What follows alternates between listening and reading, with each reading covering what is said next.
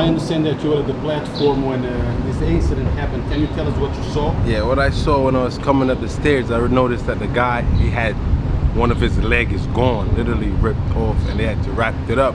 So I tried to make a video and they said I have to delete it, so I deleted the video, but I noticed that his leg is gone.